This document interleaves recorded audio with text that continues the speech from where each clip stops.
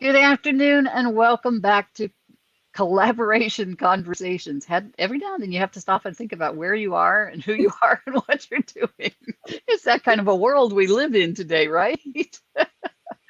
Oh my goodness. I am thrilled today to have with us a guest panelist as well as a guest co-host. As you know, my co-host for this show, Pearl Cox, is out for a season. And so hopefully she'll be joining us again the end of this month, first of next month. But in the meantime, we have a guest co-host today. We have Danielle Abbott as our guest co-host. And Danielle, I really want them to hear from you. So I'm not even going to do an introduction. I'm going to let you do that. I want you to introduce yourself. Tell us who you serve and why you serve them, and maybe a little bit about your journey to get to this place, okay? Perfect. So my name's Danielle Abbott, and I serve leaders in all areas of life, but I really focus on companies and their leadership training and development to help create these cultures that people want to work in, cultures that have leaders that people want to stay in.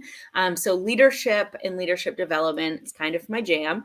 I've been in leadership for 24 plus years. I've added the plus on because we don't need to go any further. Quit counting.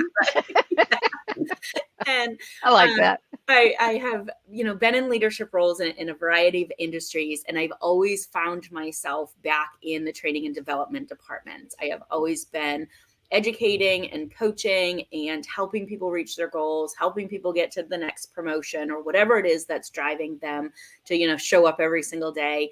And so through that journey, I have also kind of stepped out of those roles. And when I did, those were not my most favorite roles. And so I knew where I needed to be. And so 4 years ago, I started my own company doing that. So, people hire me to come in, do one-on-one coaching with leaders, do training for their leaders and their employees to really just create great cultures and retain their employees. Awesome.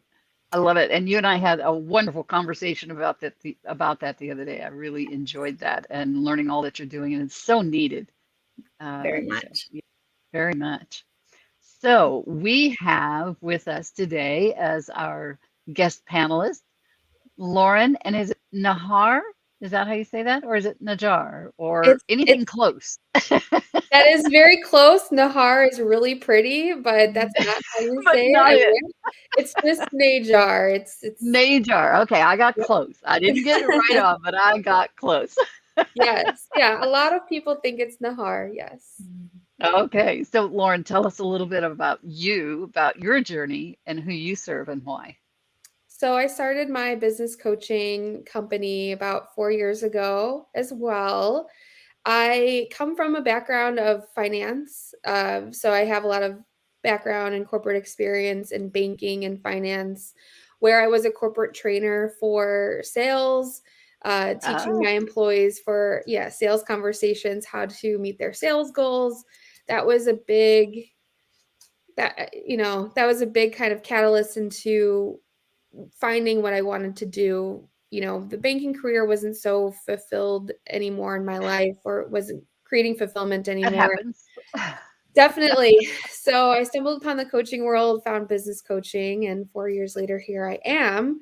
About a year and a half ago, I started my own Done For You agency as well. So we can not only support businesses where we coach and consult, but we can also do Done For You services such as support them with social media management, graphic design, lead generation, and engagement. So, you can pick your path when you come to work with us. Ah, nice, nice, awesome. And kudos to you on so many fronts there. Sales, the sales trainer being one of those Mhm. that you won't ever find me there. Um, I can do a lot of things, but I don't want to teach people how to make sales. Yeah. A lot of people don't. A lot of people Yeah, don't. It's special, I guess. yeah, yeah. So kudos to you. Well, awesome. So we are just going to have a wonderful conversation here about collaboration and how that has served you, how you've utilized collaborations to grow your business or in your personal development. And so let's just dive into that. So let's start with how the two of you met. Have you collaborated on projects or, okay, let's talk about that. Let's talk about that collaboration. Let's start there. I don't even know laughing. how originally. Well, I'm like, I feel like Lauren has been in my life for probably ever, but it's really only been like a year, maybe. Is that right? Don't you love those? It's like 2 years now. Has it been 2 years? Time is marching on. Time flies. But I definitely feel like, Lauren's always just been a part of my life. And I feel like I know her really well, and we've never met in person.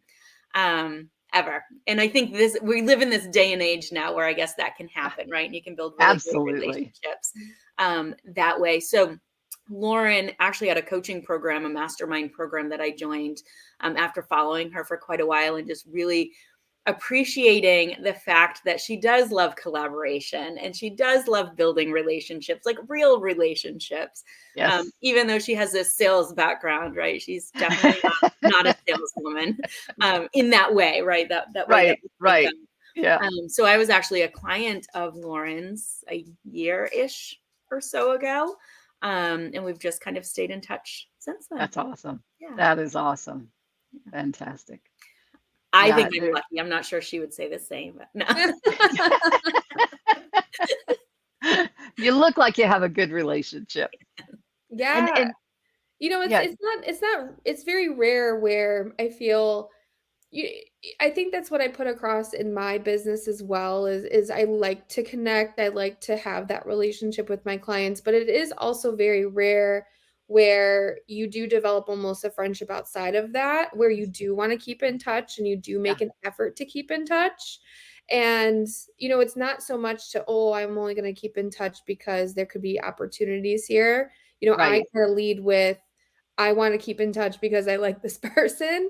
And I think that, I think a lot of times businesses don't want to walk that fine line. It's either, I need to be professional or, I'm too friendly.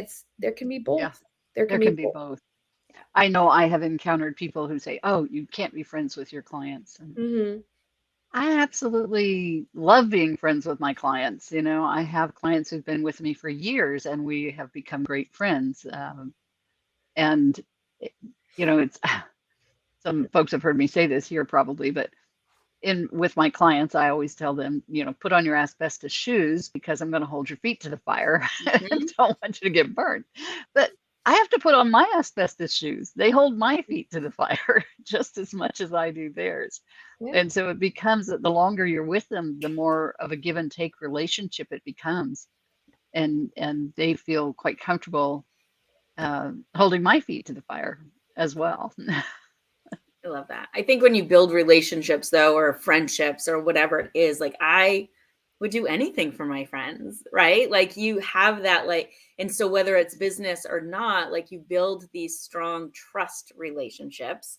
And so if they are your clients or you're their client or whatever that is, like if they tell you something, like you already have that trust in you, right? That you're like, okay, like I trust what they're saying is in the best interest of me, or the relationship that we have or whatever we're working on together. And you just kind of get to skip all of the trying to figure each other out. Right? Yes. And I trust this person. So yeah. And that's, I think that's the real key to collaborations is the relationship first and building that trust, or as we all hear all the time, the no like trust factor, but building that trust in first. And then it's just like, I want to do something with this person. What can we do? How can we do something together? And I meet so many wonderful people that I'm like, I want to do something with you. But, there's not enough hours in the day or days in the week to do something with everyone I want to do something with. I completely agree. I think that's also a lost art, maybe even especially online, where we're so quick to, we lose that human element, because we're not in person, we're not meeting.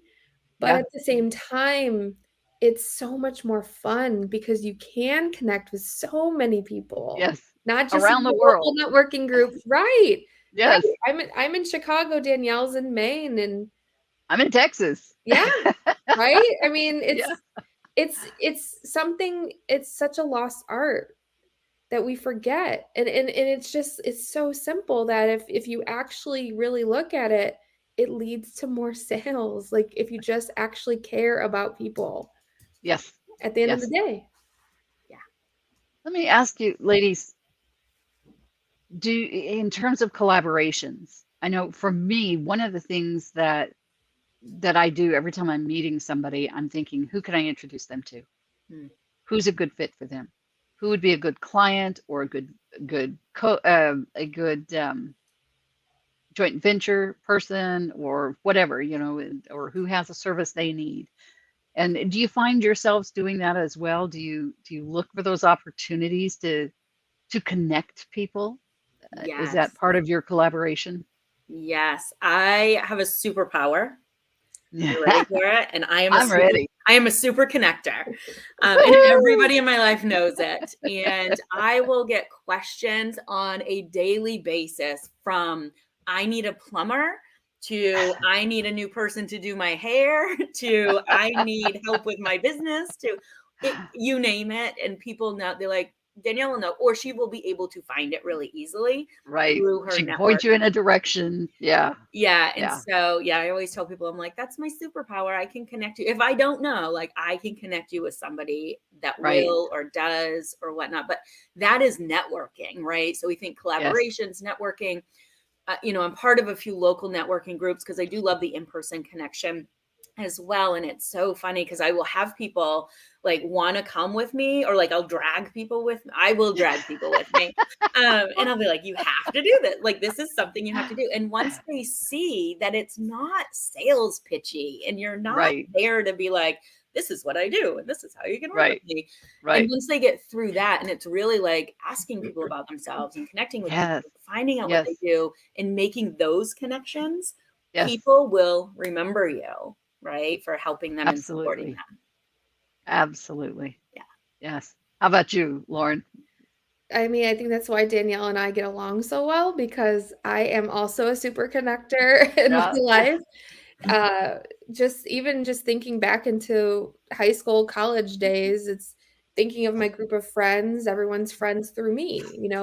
Everyone met everyone through me. My sister married her husband because I was dating his Yes. friend, and just I'm the connector, and You're the connector. I think, and maybe Danielle can attest to this, but I think it took a while for me to realize that, where that is a superpower and not everyone has that, where True. people come to you and ask you, and that's actually kind of why I started my agency as well, because I was getting all of these inquiries about Ah. ads and Yeah. You're social seeing media people's management. needs. Yep. I'm like, oh, well, Yes. all these people are coming to me. I should start doing some of this. And so and truly, even just some of the referrals I still get to this day, actually Danielle just asked me recently about someone she wanted to find a Facebook ads person. And I'm like, I don't know anyone. But you know what I did? I immediately went out and started making connections with Facebook ads people. And now I have somebody who And works now for you have me. some So, referrals. Yeah. right. Yeah. And so I think that, just being a connector and getting to know people, and to what you were asking originally of if you meet somebody, I really just end up having like a plan for them. Like, oh my goodness, like this person can be with this person, Yeah. Yeah. and even clients like, ooh, I can work with this person eventually if I need help with this. And hiring your clients is awesome too. It It's is. It is indeed. Mhm. Yes. It's a two-way street, isn't it? Definitely. Yeah. Yeah. And that So, comes back to the relationships. Oh, go ahead, Danielle. no, I was just going to say, because I think there's a flip side of this coin that I have found myself in, and I'm interested to see if Lauren ever has. But sometimes you almost get so involved with like, how do I want to say it? Like making these connections and seeing like, oh, we could work together, we could collaborate, we could do X, Y, Z, that there are some people where I'm always looking to do that. And then once you really get to know them and build a relationship, you're like, oh no, like just kidding. Right. And so making sure that you're walking the fine line of almost like vetting people, Absolutely. right, that have the same Absolutely. values and have the same work ethic so Yeah. that it does work. I actually Exactly. heard kind of a horror story from one of my clients who they were collaborating with somebody on a really big project and the other person just didn't do anything, right? And they weren't comfortable having the conversation and all of this stuff. But, sometimes on the surface, people can turn it on and you're like, oh, I want to work with you. So I think there is that process too, if you're truly going to collaborate, to make sure you're all on the same page. Right.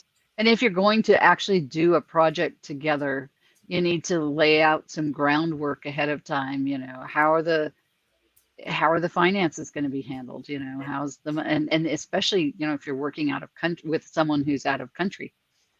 So I have partnerships with folks in England and Canada, and it's like, okay, how are we going to deal with this? And so it's important to lay that groundwork.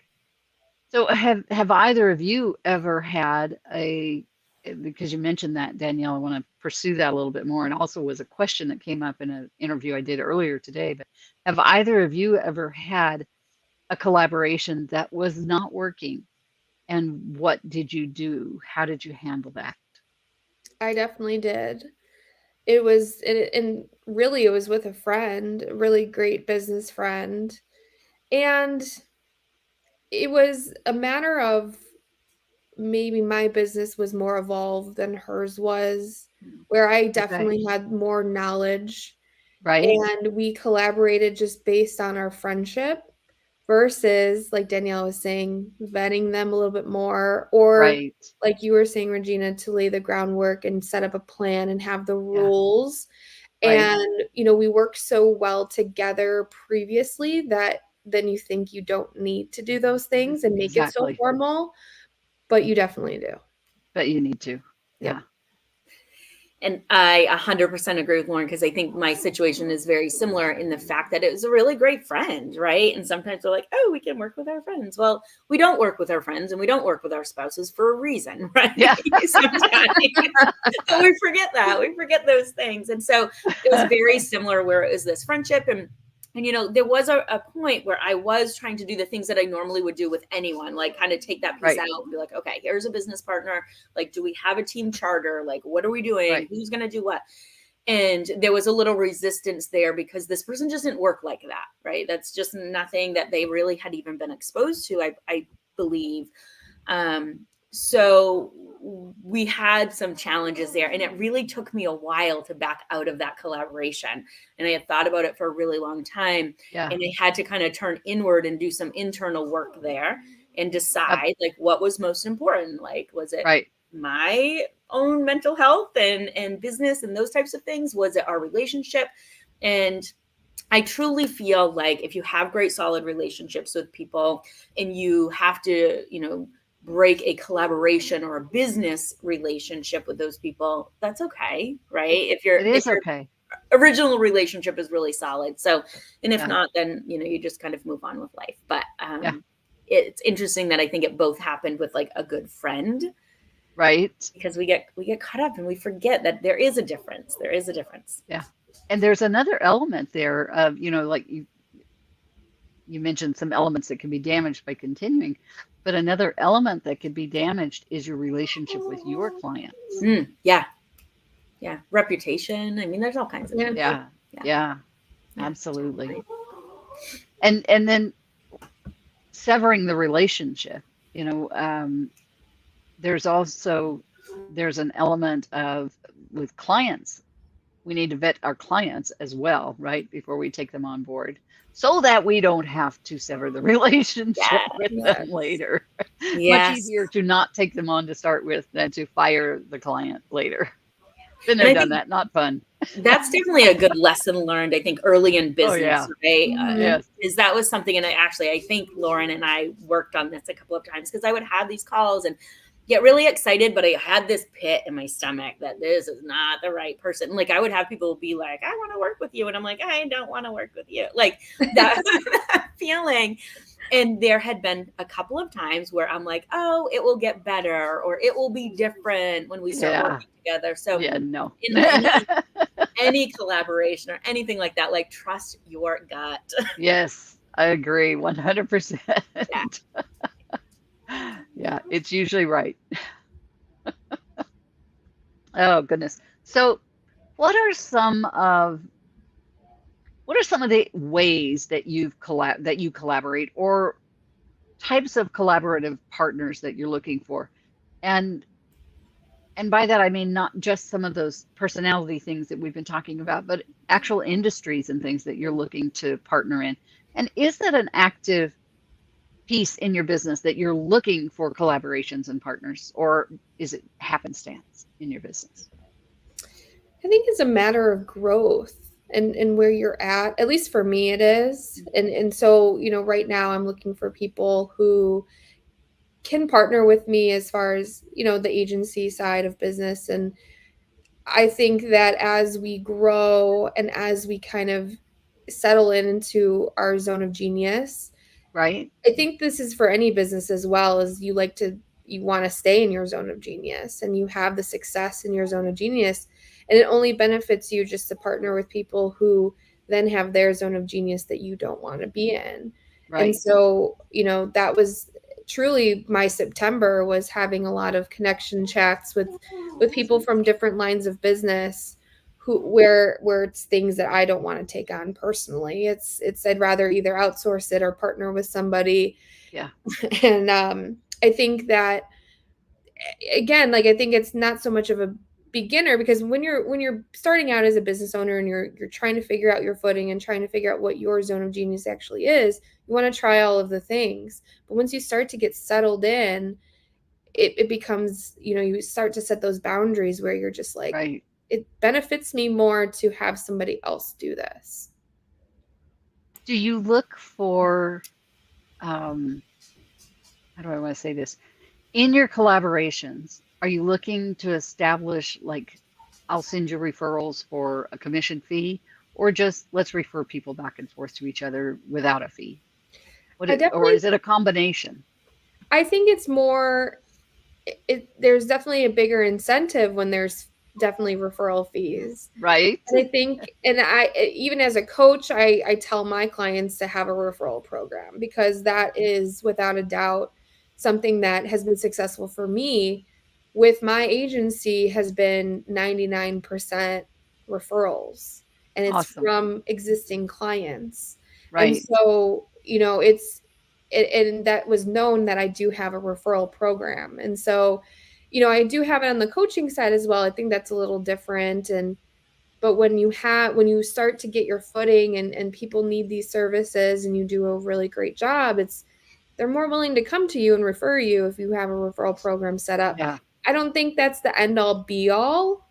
I've Right. definitely referred people who I don't get a kickback from, but I also think that the collaboration still needs to make sense, that you both get along and there is like a friendly Yes. relationship, and then it makes sense. Because again, when you think, I was just talking about, I was looking for a Facebook ad specialist, and I want to get along with that person and I want them to have the same values as me. So that to Right. me is more important. But of course, it's just, a cherry on top that they have a referral program too. Yeah. Awesome. Danielle, how about you? Yeah, so I think the partnerships I'm looking for, or that like help right now, are really, the businesses that do not have the ability to have their own training department, right? And so how can I be that resource for them? Right. So that's really something. But the other piece of this, which I've been looking more into, is also there are people who don't have employees, but they have space, right? And now more people are looking to do in-person things. And I don't want a full-time space, because I don't, Right. right? Right. And so how Yes, do I I get it. collaborate with some of these? And I met with somebody the other day, and she has this beautiful space that she's building out. And so what would that look like, right? So it helps her and her community, but I also Right. would be able to teach potentially in there. So there are kind of two different types of collaborations, like I really think about, is one, how can I support people and businesses so that they can offer these types of things without Right. investing in employees and the benefit piece and all of that, but also where can I help others, right? And in Right. exchange potentially for using space. So Right. there's those types of things that I'm really looking into. And I want to mention, and I don't know, again, if either one of you have run into this, because sometimes I get super excited and I want to collaborate with everybody all the time. And then I forget, oh yeah, like I have to do other work too. And so I think sometimes when you get so excited and you find that connection that is just right, it can take a lot of time. So it's really balancing, like how much time do I spend in my own work, in the things that I need to do, and how much time am I spending in these other collaborations as well? Because I have gotten caught up in that, and I'm like, oh wait, I haven't like worked on my own business for a while. What are we doing? So so I think there's finding that happy balance, I guess. Right. Yeah. Right. Yeah. Awesome. Let's see. So, Lauren, well, I had a question there. I think.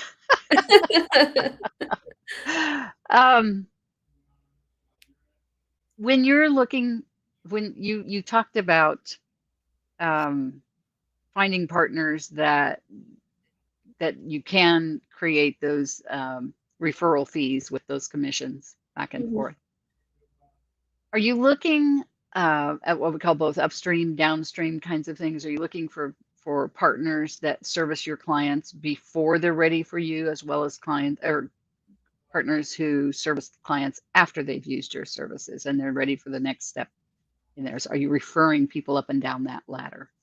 Yeah, I think it's all up and down that ladder. And, you know, again, using the Facebook ads specialist for me as a coach, and I believe in having an organic strategy, and that needs to work very well before you get into the ads space, where a lot of businesses just want to go really gung-ho on the ads and spend a bunch of money and see what works. And so I actually aligned myself with somebody who also believes in those values, where she can refer back to me if they do need an organic strategy first, and something that's tried and true, and then can be paired. And then So, can, yeah. Wonderful. Yeah. And you as well, Danielle? Do you look for those upstream, downstream connections as well? 100%. I think that's the only way for collaborations to really work. But what I really liked about what Lauren said is the value piece, right? And so I do a lot of work with my individual clients just on their values. So I'm like, well, I don't know my own, right? So really making sure that you're finding people that are in an alignment. Oh, yes. With what you are, whether it's, the upstream, downstream, around stream, wherever we're going, I think everybody just needs to have those same core values. Yep, absolutely. And one thing I learned a long time ago, when I actually had to fire a client, is the value of finding out, when you take on that client, who you're actually going to be working with in their organization. Because the client and we just hit it off perfectly. We were a great personality match for one another and everything. But then the client brought in the operations manager. It was a bank, and they brought in the operations manager to run the relationship, and it was a complete mismatch. Not only our personalities, but her personality and my entire organization. Oh, wow. And we could do nothing right for her. We were, all of our other clients were singing our praises, and we could do absolutely nothing correct for this woman. And so the day that I fired her as a client, lovingly, but I did let her go as a client, and I said, we're obviously just not meeting your needs. How about if I refer you to some other companies that can step in and take care of your business for you? My staff breathed such a huge sigh of relief. You probably could hear it around the planet. It was just like, yay, we don't have to deal with her anymore. And I think sometimes in our zeal, like you said, Danielle, we get excited about these relationships.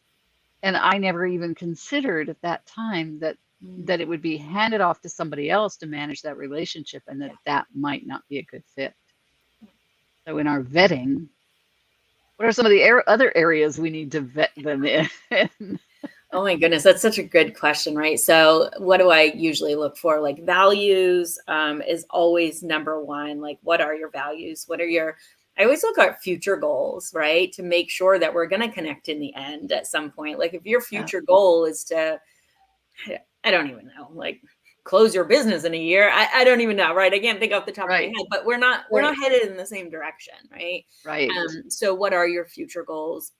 I also, I do goal and success coaching with individuals. And so I am very goal focused and goal driven. And I like those things. So I want to know, like, how do you work, like time management wise, priority wise, like deadlines, like how do you just work? Is really important to me, because if I'm super deadline driven and like Lauren's like, oh, whenever, like, that's not going to work for me. Like, right. And I'm not so much of the micromanager at all. Like I want to have the trust that, okay, if we say we're going to have these things done by this date, then we have those things done by that date. And I don't have to check in with you 1,000 times. Right. So, right. I think those types of things are things that I look for.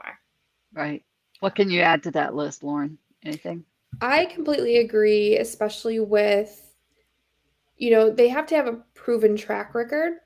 Yes. Where, Danielle mentioned, well, I don't know if I'm going to have my business in a year. Well, I think that a lot of times with entrepreneurs, we like to change our minds very quickly. Yes. And we could be going down a path, and then next month we're doing something completely different and pivoting. Pivoting is a huge buzzword these days. So I think also a proven track record, not only with you've been established, but also that you drive results. And so making sure that results is part of the conversation and part of that partnership. To be honest, like I don't think that is the number one factor for me. I think that if someone is an expert, regardless of how long they've been in business, and I trust them to do a good job, I like that over, oh, you need to have X amount of sales or you need to have X amount of money. I'm more of, I want to get to know you and trust you and your personality, but I think having that track record adds to that as well. I think that's a really valid point. Yeah. When you do collaborations, do you use any kind of contracts or agreements or anything when you set up a collaboration with someone? And if so, what does that look like? Yeah, I do a couple of things. One, I do a charter, like we get together and we're like, here's the project, like here's the scope of the project, those types of things. Because lots of things that I've done, they do have an end date, right? I know Lauren, she may be hiring people to collaborate with, and that's just maybe going on until she wants to break up with them. But like lots of collaborations I've had are, they're date driven, they're end date driven. It's a program that we're doing together. It's an event we're doing together. Those types of things. So I definitely have a contract on what that, what does that look like? What is the scope of the project? What are the fees? That, but also a charter on like, how are we going to drive this project? So what are our roles? Like, who do we need to agree on when we're making decisions and changes, that type of thing. And that has really saved some difficult conversations, I think, but also when things get challenging or you have differences of opinions, you can say, okay, well, when we did the charter a month ago, here's what we thought we would do. Yeah, like what is different, right? And so those two pieces, I think, are really key in the different things that I've done. I like that. And so do you have a standard format for that charter, and then you just adjust it as needed for agreement? Yes. Awesome. I like that. How about you, Lauren? Do you use anything official that way, or? Definitely contracts, contracts for everything. I think if it's something as simple as, I like to do collaborations with, if we do live trainings or something like this, I think that doesn't warrant a contract. But I have had people come into my programs and either do guest speaking opportunities, or I hire people to come and help me with clients. Definitely contracts all the way. Awesome. Very good. So let's take a few minutes and kind of put in our kind of final thoughts. If you were going to talk to somebody today about whether or not they should consider collaborations in their business, Lauren, what would you tell them? Do it now. It was mine. Do it yesterday. If you're not doing it, you need to do it as of yesterday. Yeah. But When is the seriously, best time to plant a tree, right? right. And I think a lot of people don't do it because it feels like it takes forever. Right. And I only equate that to, how did you meet your partner, your spouse, your best friend? Yes. That relationship didn't happen overnight. Maybe it Right. did. Maybe once Yeah. in a while In it some does, rare but cases, yeah. right. But our relationships take time. It Yes. takes time. But if you start to plant those seeds and you continuously plant those seeds, it's like this giant snowball effect where you keep planting the seeds. And then all of a sudden, you're going to get these referrals and you're going to get these collaboration opportunities and these features of, wow, like, and we're going to get to the place where, like, I want to do this all the time and I'm not Yeah. working with my business. So I think that start today and it's priceless. Like we can put a price tag on social media management, engagement, Facebook ads, all of those things to have your business be Yes. visible, but it's price relationships are priceless. Word Amen. of mouth marketing is priceless. Referrals are priceless. I 100% agree with that. Absolutely. Danielle? So Lauren took mine, but what I would say is I have no idea who said this quote, but it always sticks in my head, and I hear it in my own head often, and it's never like I don't want to be the smartest person in the room, ever. And so look at collaborations as a way to grow. Amen. And, Yes. not out of fear, but like growth. And so don't collaborate with people who are experts in the same thing you're experts in. Like find Right. people who are experts in the areas you're not. Right. And Right. use the collaboration, not to just collaborate and grow your business, but also really take the opportunity to learn from those collaborations and learn from those people. And so I think Yes. Lauren had mentioned the word growth like earlier. And I'm like, yes, like collaborations are growth, right? Yes. Their personal growth, their business growth, they're all about growth. And so don't collaborate with people that are really smart in the same things you're really smart in, right? Right. Like find people Right. who are outside of that to bring into your circle, because that will help both of you. Yeah. So there's more than one level of collaborations, obviously. Mm-hmm. And so what you brought out is really good there too, Danielle, that personal growth level of collaboration. And then there's our business collaborations over here. So again, we want to find people who serve the same clients we serve, but in a different way, right? So that we're not competing with them, we're complementary services. And how can we team up to make a better experience for our clients? Yeah. So Yeah, I think I'd add one more thing, and this was, I think we kind of mentioned it, but the possibilities are endless. Yes, You know, absolutely. to that one conversation, to that initial conversation, and I think of course, detach yourself from that outcome of what it needs to be, but there's so many opportunities ahead if you continue with just that one relationship. There's so much that can come from just that one relationship. As someone said to me this week, when you're collaborating, 1 + 1 = 11 instead of 2. Oh, yeah. I like that. Yeah, I do too. And that's really what you can get out of a good collaboration, right? It is, those possibilities are endless, as you said, Lauren. They truly are. And you can't see them all by yourself. But when you put your head together with another creative person, another person who can see some things that you can't, and you bring that all together, you could come up with something absolutely amazing. Yes. Yeah. I love collaborations. Yes. And thus we have the collaboration conversation LinkedIn Live. Right? This is so fun. Good. I really appreciate you both participating. Thank you so much for Danielle for being the guest co-host and for bringing Lauren on the show. Appreciate that so much. Thanks for having me. It was great. Yeah, great to meet you, Lauren. And I look forward to ways that we can find that the three of us may be able to collaborate. Definitely. Either in teams of 2 or in a team of 3 or more. So always open to collaborations. Yeah. And, yeah. Any last thoughts, comments either of you would like to make to folks? I will say, when you invited me to be a co-host and the title was Collaboration Conversations, Lauren was the first name that popped into my head. So Awesome. I just want to say, Lauren, you have ingrained that in me. Good. I did my job. You've done your job. Right? So I Yay! love it when you hear a topic and like you have these very vivid like people that just pop into your head, because that means, you know, you've had some really good experiences and good collaborations in the Exactly. past with them. So Yes, exactly. And I'll add to Awesome. that, when she asked me, I don't know how you asked me, but it was like, "Is this something you want to talk on?" I'm like, yeah.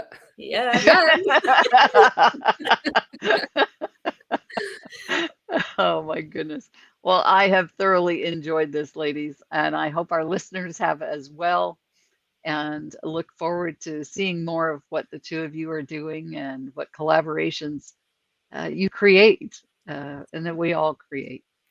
So thank you again for being here today. Thank you. Thank you. Yes. And thank you, folks, for joining in into our collaboration conversation today. We'll see you next time on Collaboration Conversations. Bye for now.